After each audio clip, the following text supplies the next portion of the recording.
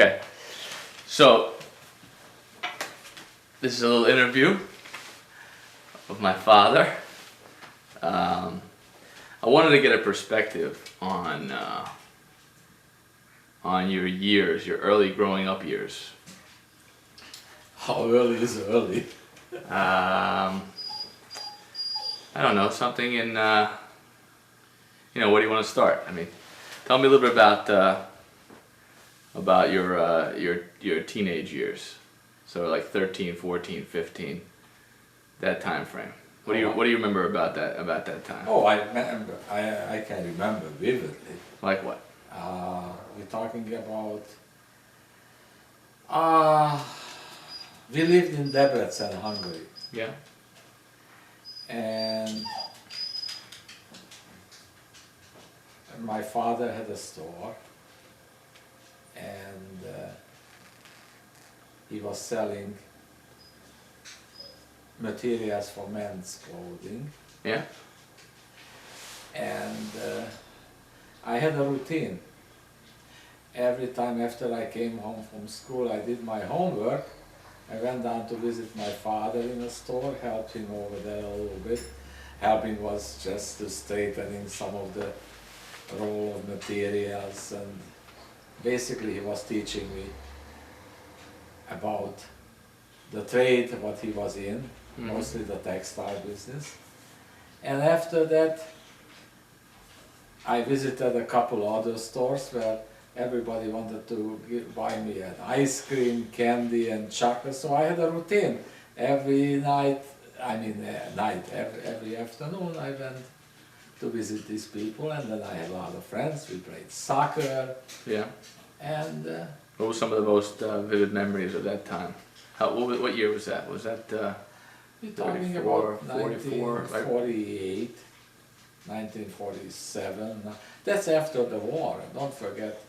And in Debrecen, everybody was very interesting time, because the Hungarian money wasn't stable, and they came to a point where you wanted to buy something, you had to take a laundry basket full of money, because they were not talking about 1, 2, 5 or 10, they were talking about 1 million, 2 million, 5 million. And for that, when my mother went shopping, she was taking a laundry basket of money. Right. So that's after the Soviet invasion or Soviet takeover. well, if you want to go back, in 1944, we were taking to the ghetto in Hungary, in Debrecen, and from the ghetto they took us to the brick factory where everybody was collected together, and from the brick factory, as a matter of fact, your mother was in the same factory, which was an open tent. It's not even a tent, it was where after they made the brick, they put it out for drying. And from there we were put into the cattle wagons, a couple of hundred people in it, and we were taken to Austria, to a place where people were decided who goes where and when, who will live, who will die.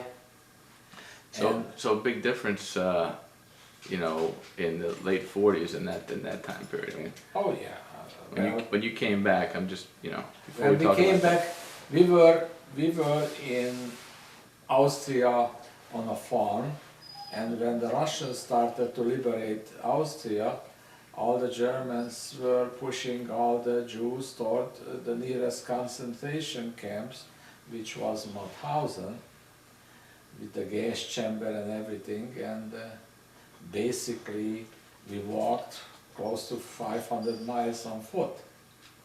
And people who were falling out were machine gunned or just died from starvation.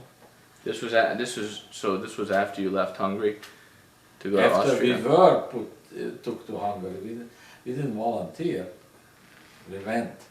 So the time period that I'm curious about is So that was when I was basically, that was when I was 10 years old.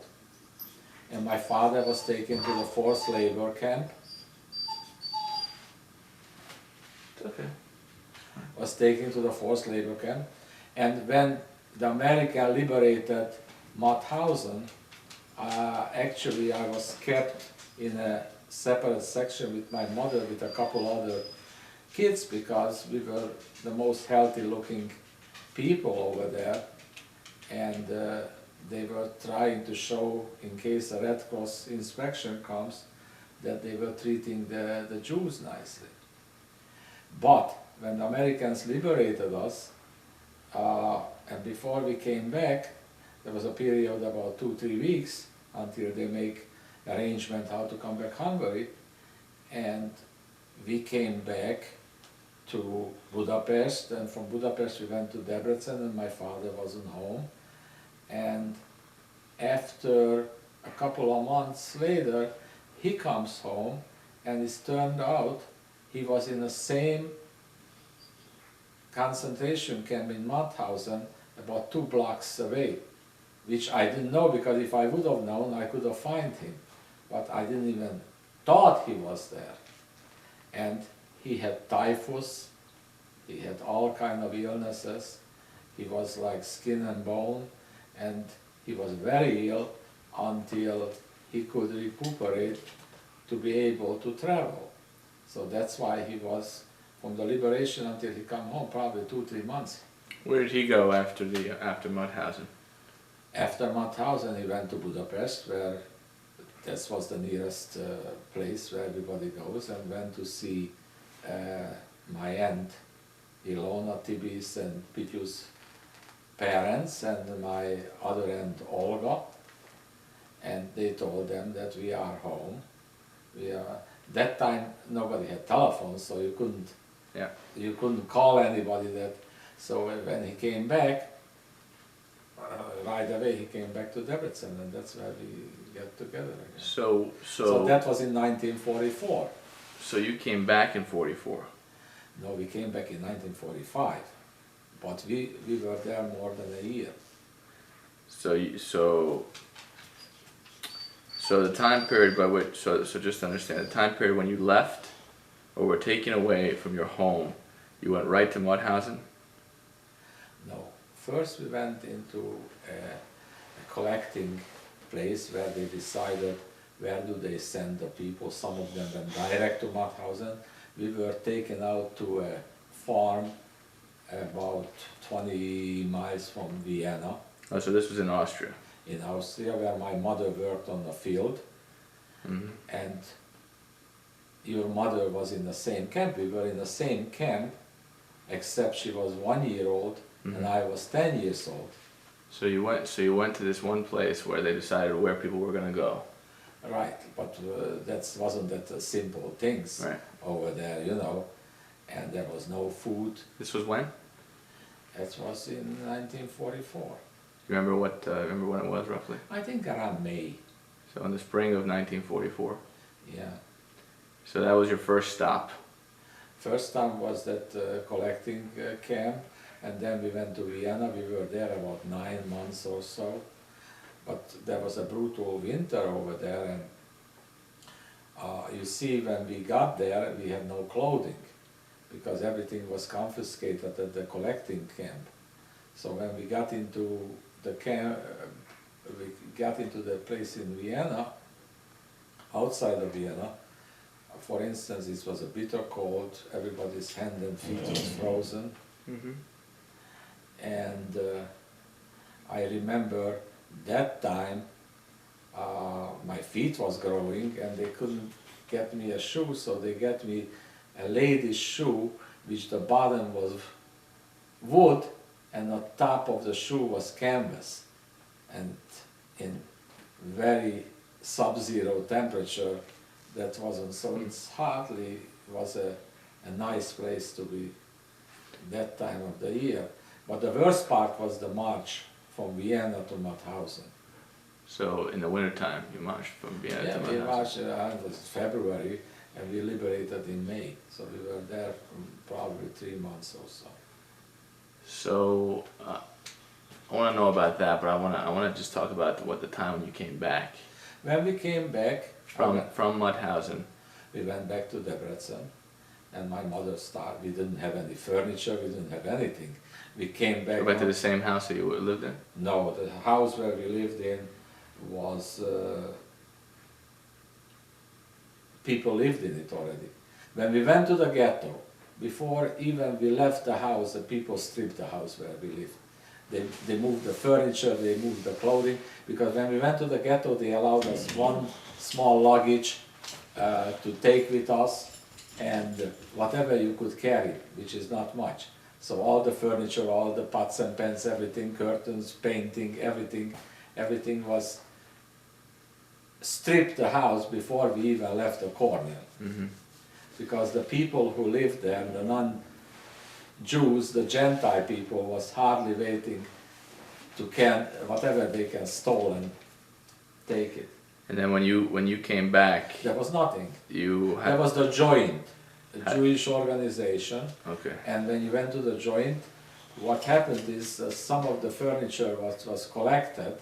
You could go in and they said, okay, here is a warehouse full of furniture, pick whatever you want.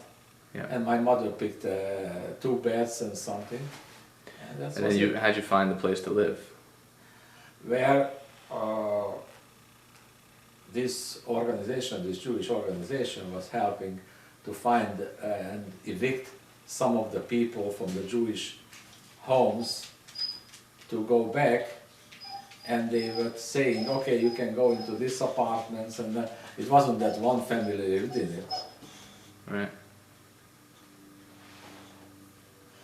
And then when my father came home, then David decided to get an apartment and get some new furniture, and he opened a store and everything, because he had a very good reputation and people were helping. Where did you get the money to open the store? Well, money was given by the bank, since most of the people who were in Debrecen knew my father and he had a good reputation, and they knew that he was a good businessman, and they loaned him, and slowly but surely he started to. How old was he at the time? My father was born in 1903. That was 1903, so he was around 40, 40, 41. 41, 42. But it took him a long time to recuperate of the. He was a tall man and very reasonably well fit, so he never was fat or anything.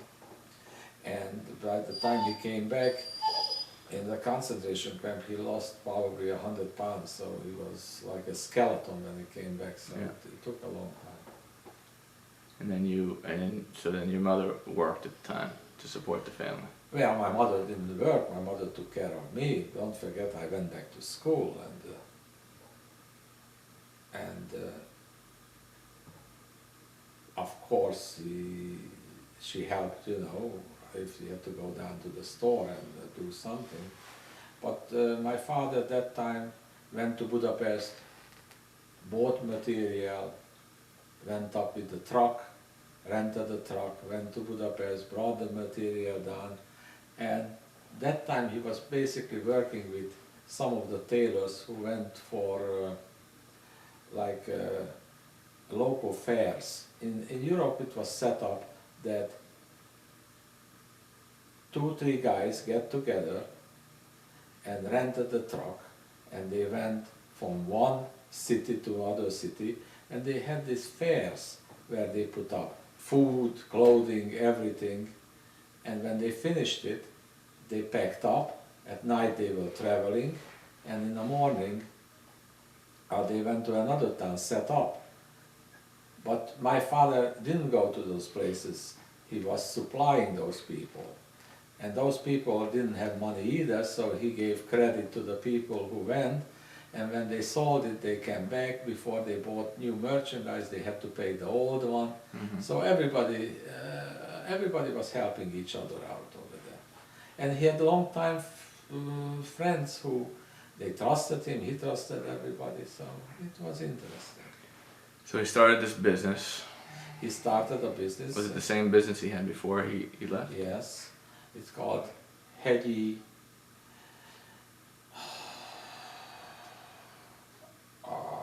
Hegyi Clothing and Accessories. Magyarul, hogy mondta? It's called Hegyi Postó and Szövet Üzlet, which means he was selling everything to a tailor to make a suit except buttons. Whatever is needed for the material wise.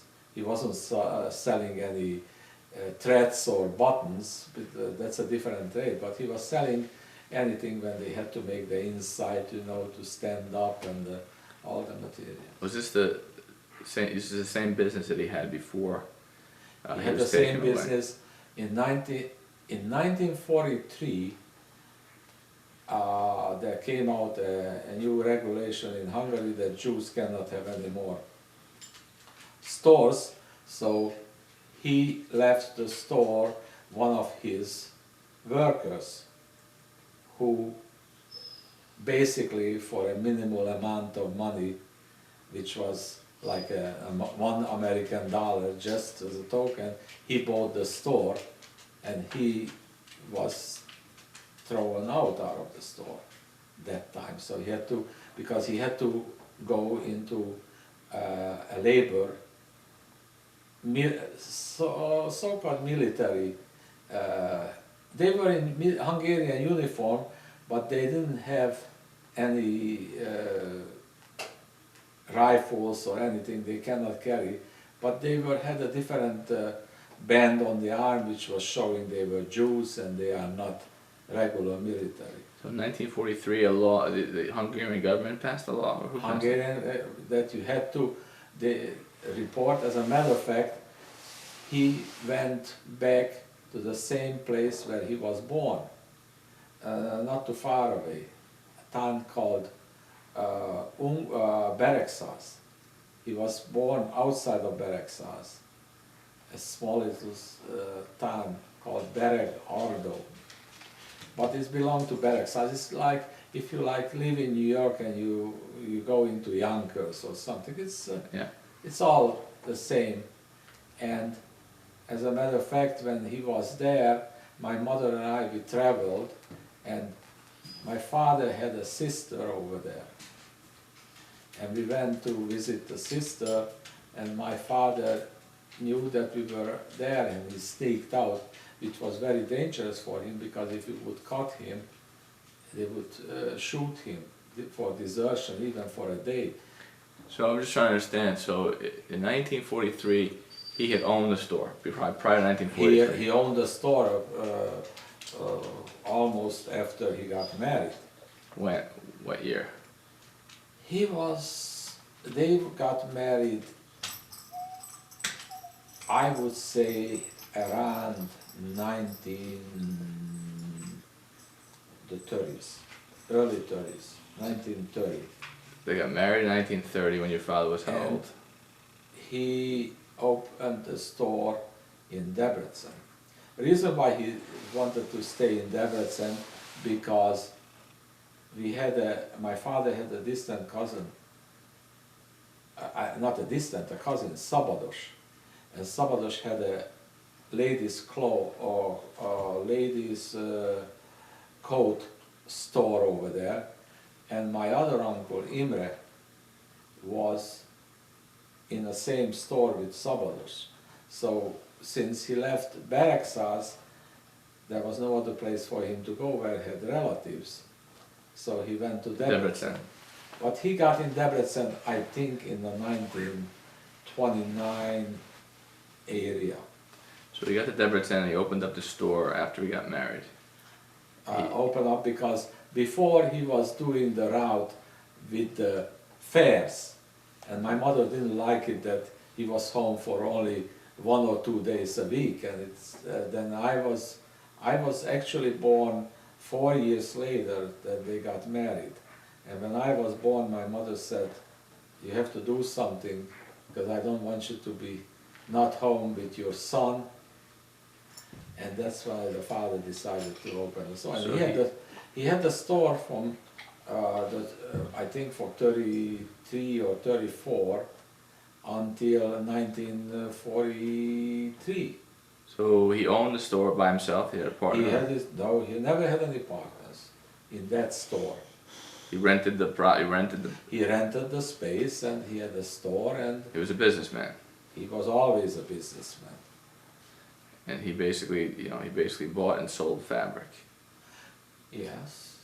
and he owned the store. He went to the wholesalers in Budapest and brought it down, and people knew it there, and they come and they bought it. So he bought and sold the fabric, and then His businesses was mostly wholesale, not as much retail, because that time in 1930s, 1940s, and nobody was buying suits for themselves. only the rich could afford to have a tailor-made suit. The poor people who would buy, and the interesting thing is that we think that blue jean is originated in the United States. Blue jean is not originated in the United States. Blue jean was originated in Europe. And the peasants who worked on the field, they were wearing those hard black blue jean type canvas, because basically it was a canvas material, but dyed into black color with the buttons, straight buttons down, and they had the pants and the button. Mm. So he owned the store, and then what happened in 1943? I don't understand that. 1943, the Hungarian government, pressure from Germany, they decided that Jews cannot own anything, not stores, nothing, no banks, nothing. So they have to give up, and all the men from the age of, I think, 18 to 60, they had to go to labor camps. Which labor camps they were going on the front and digging trenches and doing the cooking, doing all kind of things. And he was there for so many years, and from there. But he didn't work in a store? Where? So in 1943 they came in. What happened when they came in? In 1943 he got a paper that you are drafted.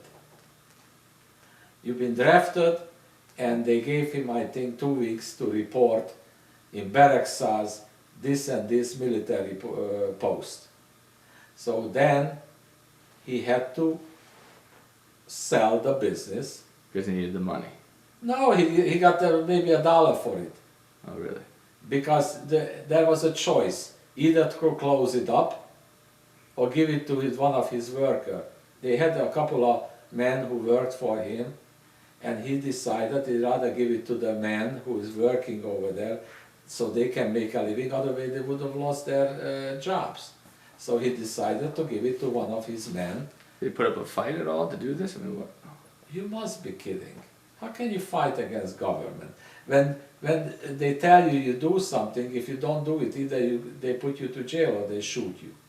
There's no such a thing as put up a fight. Right. You know? Nobody knew that eventually you will wind up in a concentration camp. And there. So at that point he just thought he was being drafted to He'd serve been the drafted Hungarian. and he will be there X amount of time. There was no war or in Hungary that time. Did you know there was something going on with the Germans in the world? Therefore, you see, Jews are always optimists. They never thought that. They heard it that what's going on in Poland, they were deporting people and they putting into, but nobody knew that the concentration camps existed.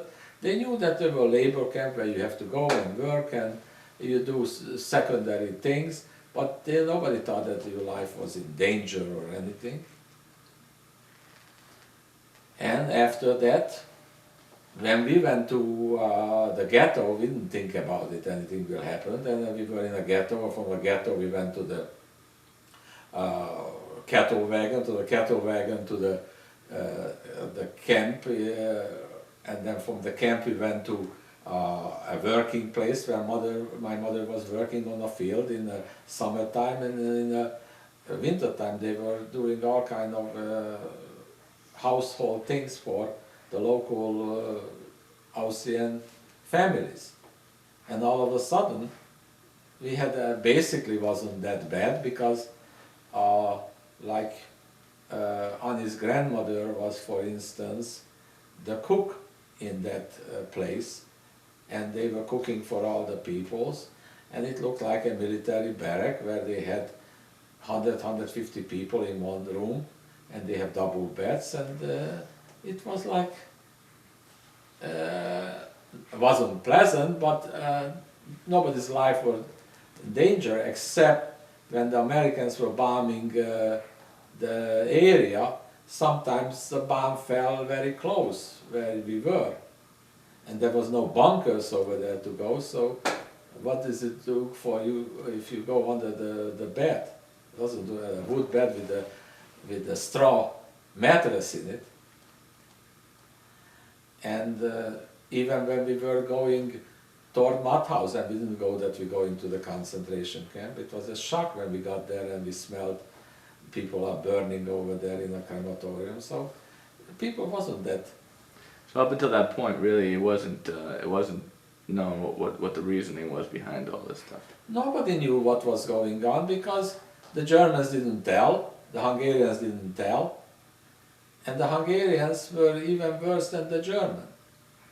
You know, they always hated the Jews, the Hungarians, because basically the Hungarians were not as well to do as the Jews over there. The Jews were in the businesses, they were in the banks and everything, because the Jews couldn't survive unless they were in these businesses, because the Hungarians didn't let them into any other business to be in. They didn't let him in politics, they didn't let him in any other thing, so it was no choice over there.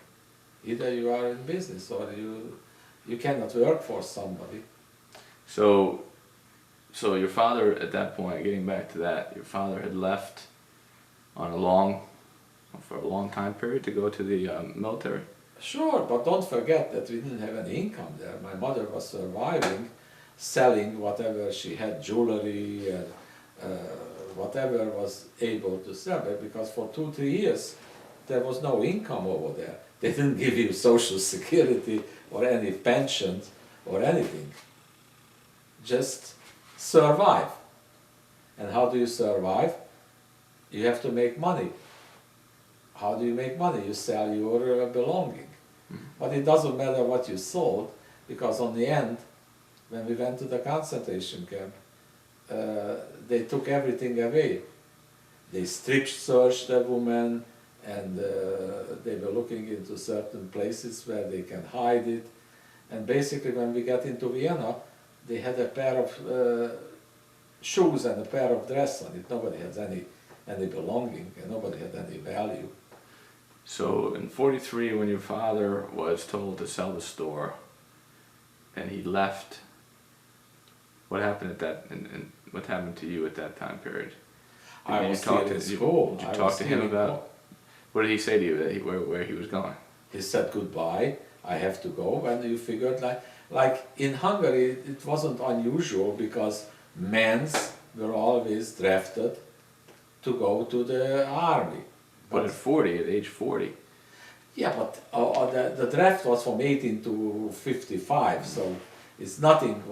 It was a pre-war period where everybody was called in. Not only the Jews were called in, the Gentiles were called in, but they went into a different position. They got ammunition and they were training, except they don't trust the Jews and they don't give them. Because they had a uniform on it, it doesn't mean that they're going to fight. And what did he do when he was in this military?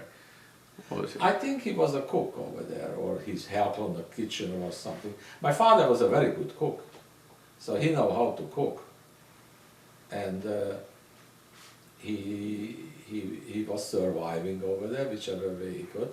And finally, after that, when the Russians were coming, they pushing everybody to the nearest concentration camp, and he wound up in Mauthausen. So But you he didn't- was you there. He was there much before. He was there more than a year or year and a half. Before you guys got there. Yeah, he was there. So long he didn't time. come home. Did he come home from the time when he left to go to Beraksaz? Did he come home? No. So from After he Beraksaz, what left, happened? we saw him once when we went there, and for 2 or 3 years we didn't see him. Did you talk to him? No, how can you talk to them? There was no Letters. telephones that time. Letters or anything like that? No letters, they don't let them. We didn't even know where he was. So for 2 or 3 years or The so. only reason why we could know where he was in the beginning, because he was in the same town where his sister was. And he notified somehow the sister, and the sister wrote to us that let's try to go there because that particular day he may be able to come out. But even to come out, it was bribing some of the real soldiers, and we had to take some money with us to pay that guy to bring my father out, and he brought him out at middle of the night for an hour, and that's it. And you said that he did sneak out that one time to see you. But that was the sneak out when you could not sneak out alone. A military man had to come with you. But that military man, I think it was a sergeant or something, has to be paid, it was bribed. Right. So you remember that visit at all? How old are you? You must have been like 8 or 9 years old. I was probably 8.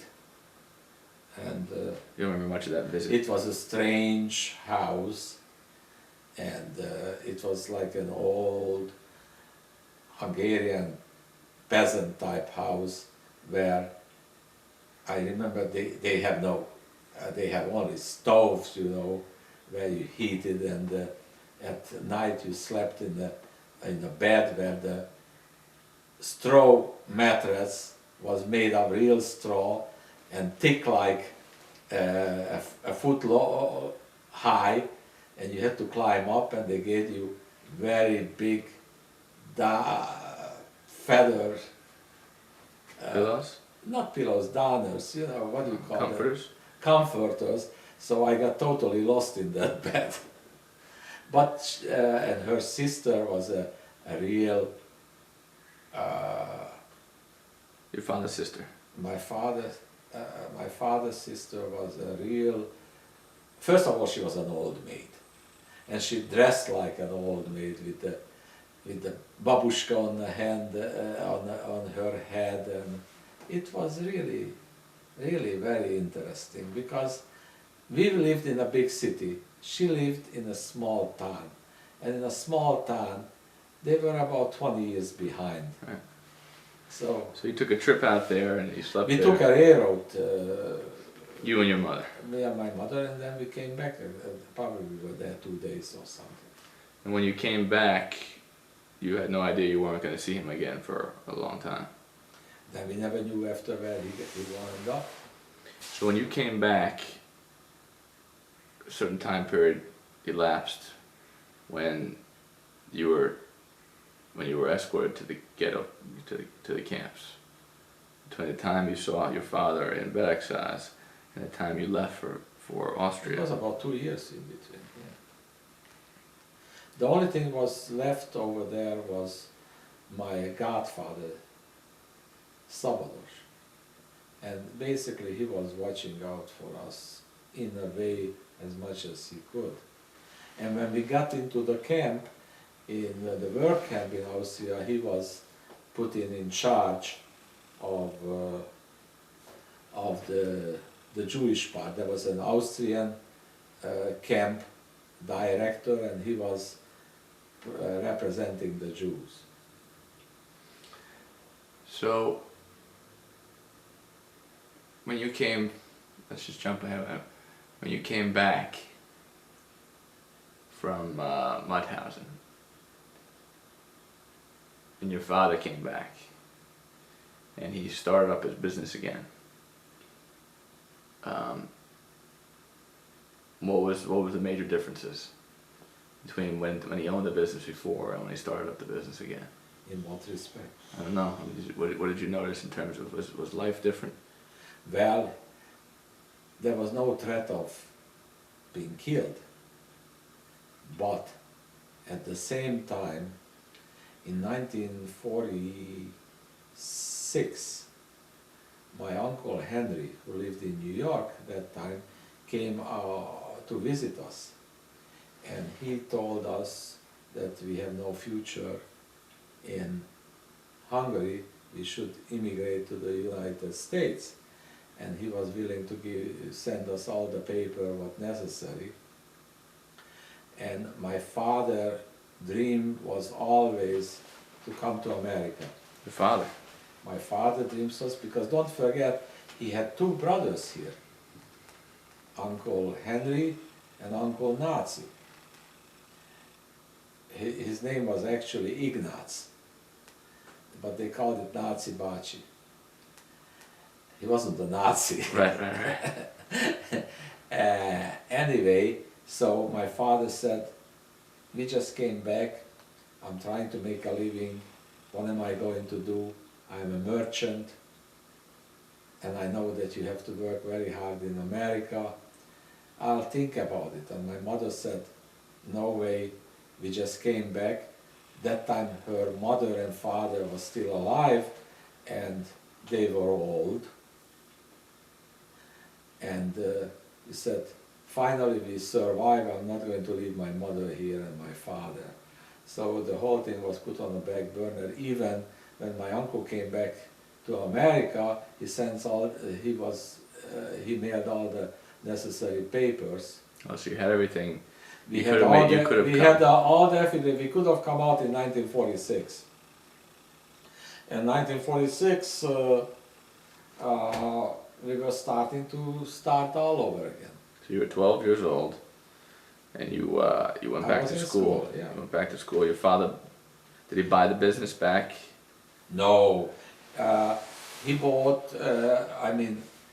He rented the space, and the carpenters came out and they made a new front window, store windows, and inside all the shelving and everything. Mm-hmm. And when the shelving and everything was finished, he started to bring in material. But he owned it again. It was his business. Or his business was he went under his name. No partner, no nothing. There was no partners in that until my uncle Henry came back from the Czechoslovakian partisans. He was fighting the Germans, and then finally he showed up. And when he came back, my father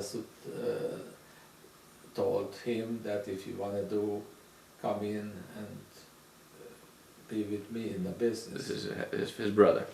That's his younger brother. This is Tommy's father. Tommy's father. And when Tommy's father got married to Aunt Edith, then Aunt Edith was working. Aunt Edith was taking care of the part of the where she was actually sitting, where the people, they paid her and she collected the money, and Uncle Henry was helping in the store, and my father went out to buy. And So 46, 47 time frame. then in 1947 they decided that we have to move to Budapest, because started the whole country turned into more toward communism, and Because of the Soviet influence. Soviet influence. It was a Soviet bloc. And my father had a very good friend who was the chief of police of Debrecen. And he said to my father, Bernard, you have to move out from Debrecen because they're watching you, they feel that you're making too much money, and you became a big capitalist, because the business was doing very good that time. So my father said, And the same thing they said to the Szabados. And Szabados, my uncle Imre, they decided at the same time that they're going to move to Budapest. So they all went up, they found different places, different stores, they fixed it up, and in 1948 we moved up to Budapest. And my father had to find an apartment. Why he just left for no particular reason? He'd been told to leave town, Who told him? the chief of police. But he could have. Did he believe him? I mean, what?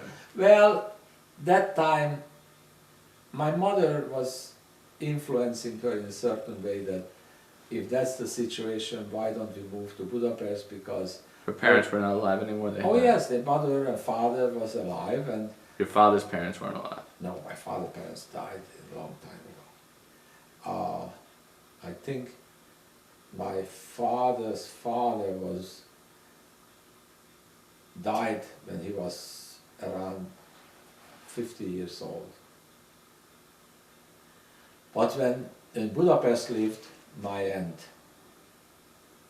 both my aunts, Olga and Ilona, Your mother's sisters.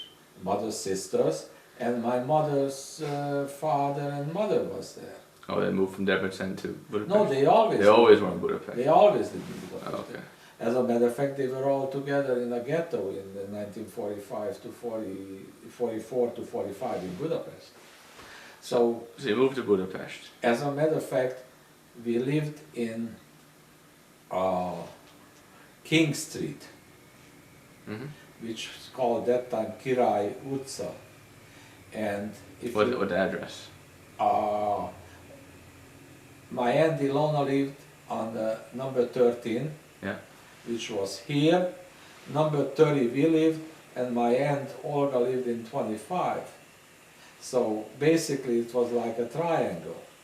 And when my grandmother died, after a while, we were up there, my grandfather, who lived with my aunt Olga, he had a routine that he went for breakfast to my aunt Ilona, then for lunch he came to our house and took a nap, had dinner, and went back to Olga to sleep.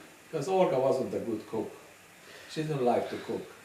So when you got to Budapest, did your father open up a business, or He bought a How old was he at store, that fixed time? it up, and we moved everything up there. he was about 46 years old, right? 45 years old. Around that, yeah, 48, yeah. So you opened up the 45. same business in Budapest?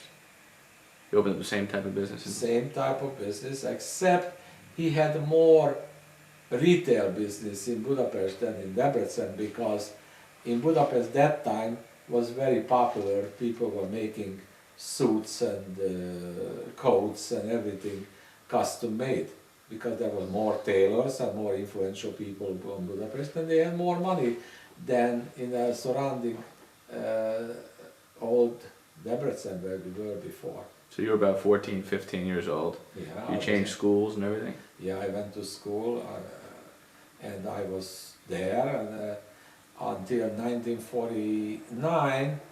One day, my father was in a store, and Edith and my uncle Henry were in a store, and two government people came into the store and they said, "Mr. Hegyi, by the name of the Hungarian government, we are confiscating your store, and from now on it belongs to the Hungarian government. You have to leave the store." And my father had a pair of gloves on the top of the cash register. They wouldn't let him touch it. He let him take his coat and hat, but he had to walk out. No money, you couldn't take any money or anything? Nothing out of it, and it was governmentized. And he moved out, and from 1948 or 1949 until he died in 1956, they were trying to collect back taxes just to take whatever money anybody. It's not for him only. Everybody was. All the Jews or just everybody? Everybody who were in business. They called capitalist. Doesn't matter if you were Jewish, Gentile, or anybody. Well, why wouldn't the government just take some money from the business? Just to No, increase the because taxes they or didn't want whatnot? to have any private Private business. ownership. Everything was belonged to the government. My father, that time, owned a racehorse Mm. on a racetrack,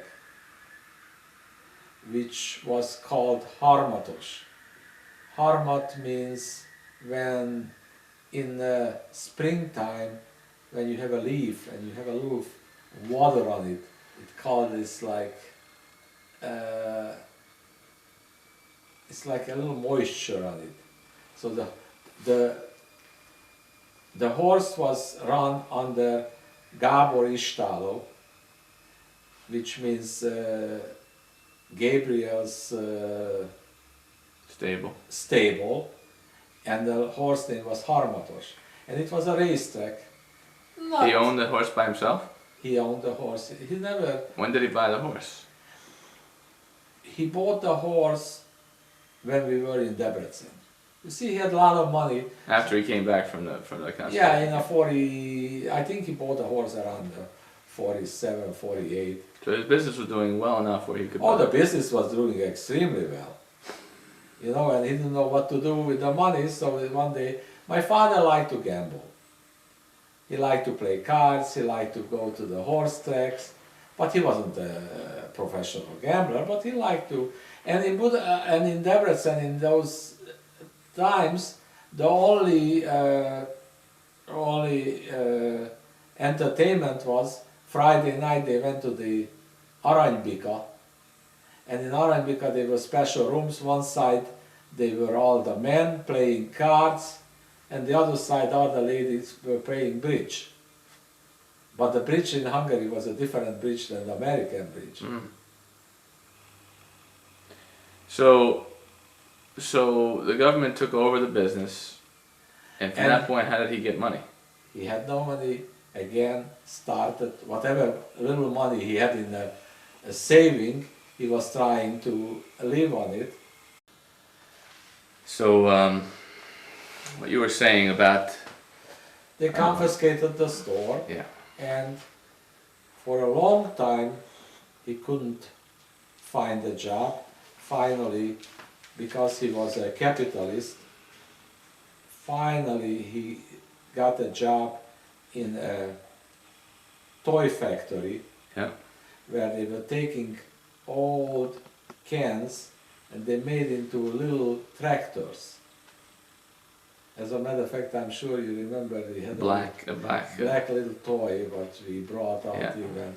And then he was earning very little money. And slowly but surely he developed pancreatic cancer? pancreatic cancer, and he suffered a lot.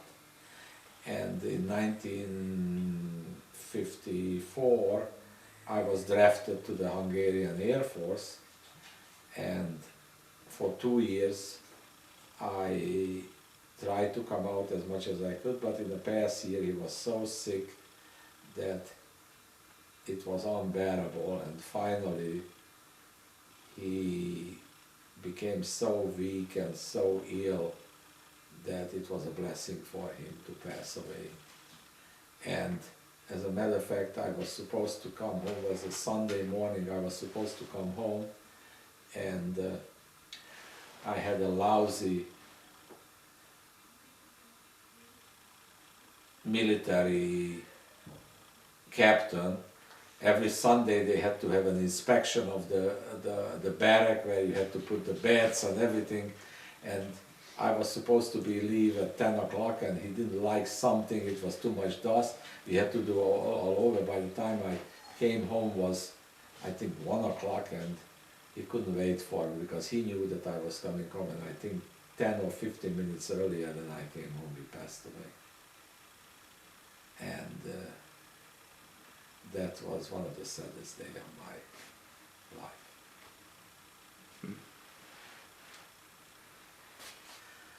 Cut. All right. Is it on? Yeah.